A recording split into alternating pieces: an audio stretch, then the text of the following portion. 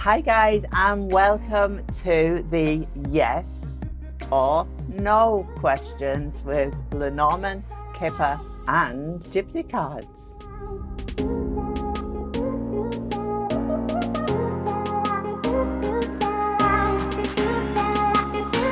Let's go.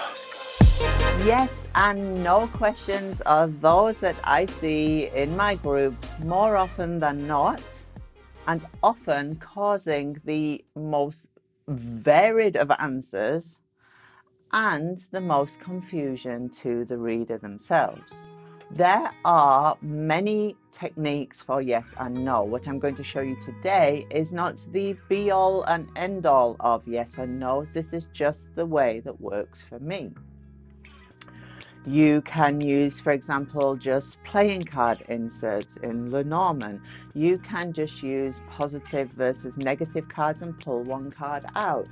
There are options open to you. What I am going to show you are what I think confuses a yes and no answer, and also how you overcome that. Number one, you need to learn the core, original meanings for your system. You need to know if that card at its core is giving you a yes or a no. You need to understand whether that card is a positive card or a negative card or somewhere in the middle. No amount of me making videos can help you if you aren't willing to learn the core values of your system. Number two, you need to test your yes and no technique daily. If you do not test your technique on small things that don't matter, your daily, will I get post today? Will school call today? Will I get an email from today? If you do not ask these things and look for or observe for what cards present for that yes or no answer, I cannot help you on your yes and no journey. 3, test some more. I know 2 is testing, but I cannot stress this enough. You need to test your cards. You need, get an app if you can't carry cards around with you, but ask daily. Ask 1 trillion times a day. You would not believe how many things are on my apps where I have just done a yes or no question and I save it in the app. I journal it. Test, test, test, test, test your cards. Test your knowledge of those core values. Test the answers that the cards are giving you, and do it every day. Do it multiple times a day if you can. If you don't, then no amount of videos or posting in groups will help you. So now for some don'ts. What we should not do. Do not use 1 trillion cards for a yes/no question. Keep it simple. Answer with 1 card, 2 cards, or 3 cards, depending on your system and depending how you read it. Don't use 20 techniques for a yes and no question. Don't use the positive versus negative and then add a description on top that tangents off beyond anything that you asked in your question. Keep it simple, use simple techniques and practice them often. Don't leave room for confusion. This links back to the don't use 20 technique. Descriptive answers with the Lenormand, it is a technique. You can use description to answer your question. However, it leads to more confusion when you are first learning your cards. If you want to lay 3 cards for a yes and no answer and then answer as a description, can lead you to tangenting very easy or confusing yourself with your answers. Stick to the other techniques that I'm going to go through today when you first begin, so that you can't see any confusion in the cards. And my final don't post the same cards and the same question in 20 groups on Facebook, on Twitter, and on Instagram. You will get so many answers from so many different readers, some of whom will not have done any research, will not know anything about the core values of your cards, and will be leading you into a rabbit hole that doesn't answer your question. When doing that, you are seeking a certain answer that you are wanting to hear, and you will choose the answer that you want to hear. Stick to a group where you know the readers in it have done their research, have learned their yes and no technique, and they know what they're doing to give you a good step forward in your own yes and no journey. So now what to do? Let's see what we can do to actually get you started and learning, testing every single day your yes and no questions. The best technique that I have found to use for yes or no is to firstly consider the question you have asked and the probability thereof. 2, lay the cards. Maximum 3. Sometimes I just pull 1 for the quick answer that I need, but we will do 3 cards today. 3, obviously you reflect then on the cards that are laid. Step 1. Consider the probability of the question. If you have asked, for example, will you get post today? The probability is quite high. If you ask, will he break up with me today? Unless there is something that's happened, an argument of that day of such huge terms, the chances are going to be quite small that he ends a relationship in the day, because this is a big life event. Will I get famous today? Probably a very small probability, minutest probability that it's going to be a yes in the day. If you have had a job interview, for example, and you ask, will you get an offer for this job? You have to consider what the probability there is of you getting the job. We may say 50-50 chance if there's 2 people sitting for the role. We may go a little bit lower down the scale if we think we had a really bad interview, for example. So the more probable an answer of yes is, the more negative cards we need to see, or the scale of negativity has to be higher. For example, will I get post today? The probability, as I get post every day, is super high.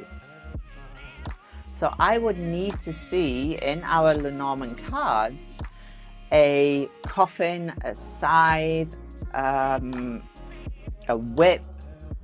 I would need to see a super negative cards within the 3 that are presenting to show me that this will be a no.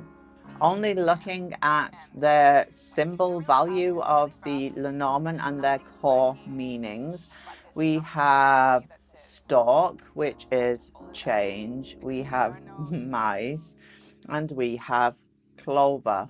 Mice is a negative card.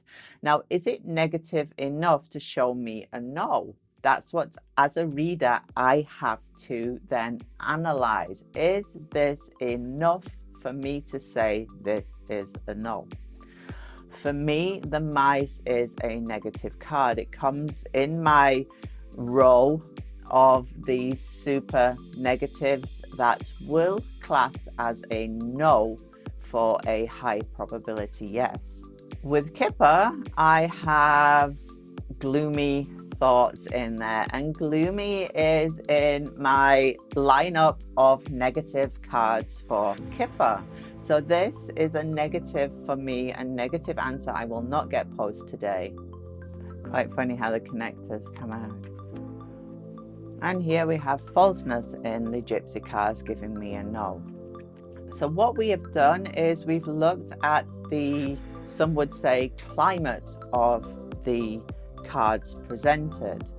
And the cards presented in the Lenormand line aren't positive enough to give me a yes with mice in the mix.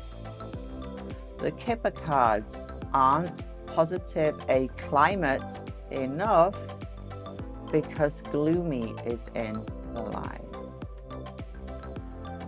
And same with Gypsy, they aren't positive enough to give me a yes because we have falseness in the line. So now we're looking for the climate of the cards when we have a high probability of a no answer. For example, will I sign a contract today? The chances of that happening are minuscule. So in order to see a yes answer, I would need to see super yes cards, not just simply one in the row, but super cards suggesting a yes. So tower, bouquet, and ship. The bouquet and the ship is successful commerce at its core value. The ship, the bouquet alone are enough to be super positively yes. The Kipper line, we have 3 super positive cards out of our line, and that would give you a yes. The Gypsy cards here, however, they don't show negative cards, but they aren't positive enough to give you a yes. Let's change the Lenormand line around now to see. We'll add birds, which is at its core a negative card, and just that slight inkling of negativity is enough for a no on a very high probable no question. Kipper cards now, we have 2 positives and a card that means hard work at its core. As we are highly probably no regarding our question, the work card in the line would bring down that super duper positive line we had before into a probably not.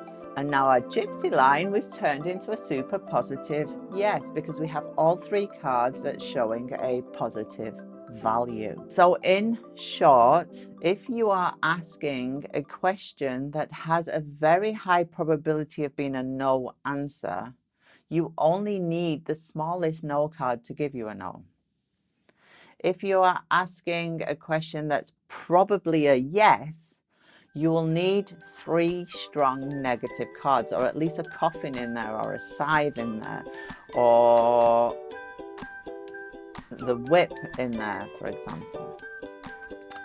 In Kipper, if you are asking a question that's highly probably no, you want 3 showings of super positive cards: good outcome in love, hope, great water, unhoped for money. And that would be the only way that you get a yes out of that question. If there's one card with an inkling of neutrality in there, then you go back to your highly probably no.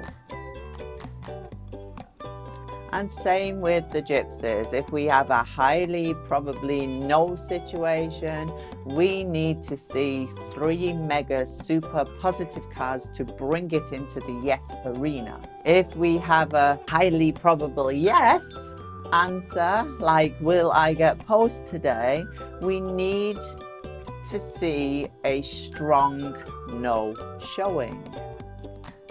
So that was it. I hope this made some sense to you, and I hope it made you question your questions and the probability therein, or the sense of it, because this for me is a practice of common sense. You need to practice daily. I practice daily.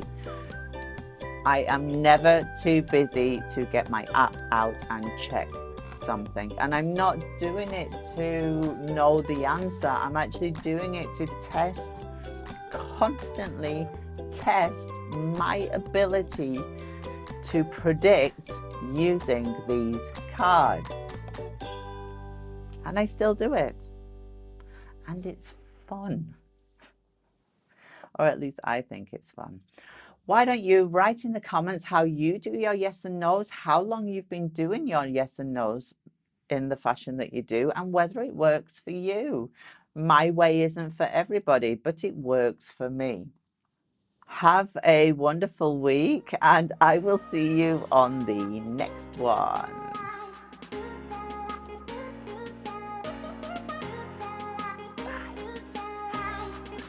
Bye bye.